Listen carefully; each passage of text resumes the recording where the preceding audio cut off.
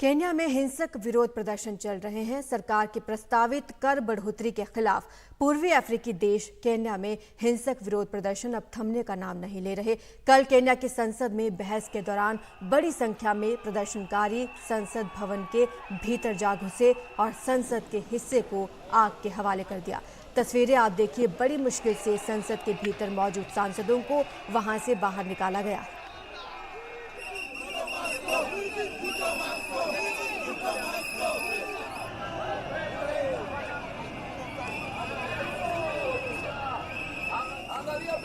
तो खबरों के मुताबिक कई हिस्सों में प्रदर्शनकारियों और पुलिस के बीच हिंसक झड़प हुई है और इसमें 5 लोगों की मौत की खबर है। 150 से ज्यादा लोग घायल हो गए।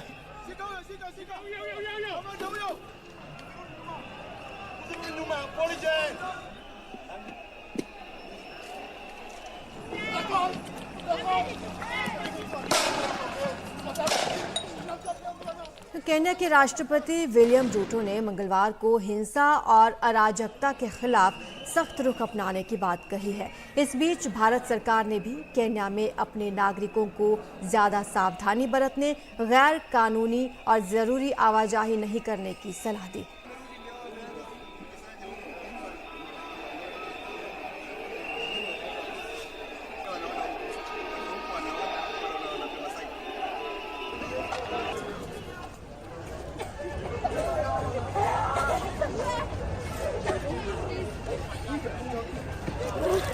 हमारी सहयोगी कादम्बिनी शर्मा हमें ज्यादा जानकारी देंगी। कादम्बिनी, अब क्या स्थिति बनी हुई है वहां पर, कैसे सरकार कंट्रोल कर रही है? देखिए, स्थिति काफी तनावपूर्ण है। वहाँ पर जो राष्ट्रपति हैं विलियम रूटो, उन्होंने मिलिट्री तैनात कर दी है और तब भी कई जगहों से, कीनिया के कई शहरों से इस तरह के प्रोटेस्ट की खबर आ रही है और ये उन्होंने देशद्रोह बताया है, ट्रीजन बताया है। विलियम रूटो ने जो बयान उन्होंने दिया है, उन्होंने ये भी कहा है कि प्रोटेस्ट जो है वो जो युवा कर रहे हैं वो तो ठीक है, लेकिन अब प्रोटेस्ट को डेंजरस लोगों ने हाईजैक कर लिया है, ये उनका बयान है। लेकिन उन्होंने ये कहा है कि इस प्रोटेस्ट से सख्ती से निपटा जाएगा। जो हालात है उसको लेकर व्हाइट हाउस तक ने ये बयान दिया है कि उस पर नजर रखे हुए हैं। वहां जो बाकी देशों के एम्बेसडर्स हैं उन्होंने बयान दिया है। जो भारत का दूतावास है उन्होंने अपने लोगों से, जो भारतीय वहां पर हैं, उनसे कहा है कि पूरी तरह से सावधानी बरतें, कोई भी गैर जरूरी आवाजाही ना करें और हेल्पलाइन नंबर भी जारी किया गया है। ये भी कहा गया है कि लोकल न्यूज पर नजर रखें।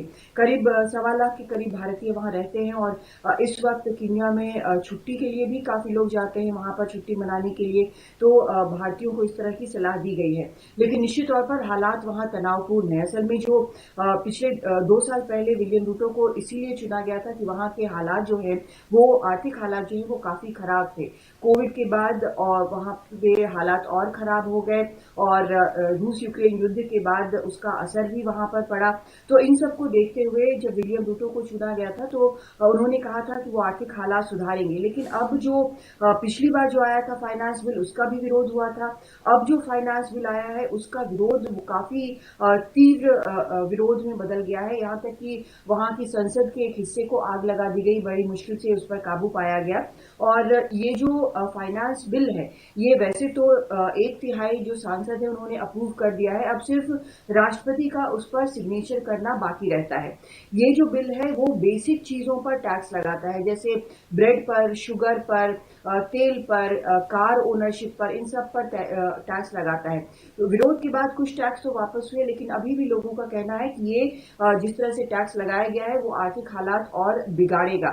लेकिन समस्या ये है कि IMF जो जिससे लोन लेना चाह रहा है कीनिया, उनका कहना है कि वो डेफिसिट पहले पूरा करें, वहां से फंड और रेज करें, जिसके लिए और ज्यादा टैक्स जो है वो लगाने की जरूरत है। तो एक तरह से बहुत मुश्किल स्थिति है, लेकिन अब ये हिंसक प्रदर्शन में बदल गई है जहां पर 5 लोगों की मौत हो गई है और 2 दर्जन से ज्यादा लोग घायल हैं। कुछ को रबर बुलेट की इंजरीज हैं, कुछ को बाकी की इंजरीज हैं और अब मिलिट्री वहां पर तैनात कर दी गई है ताकि ये जो हिंसक प्रोटेस्ट है उन पर काबू किया जा सके।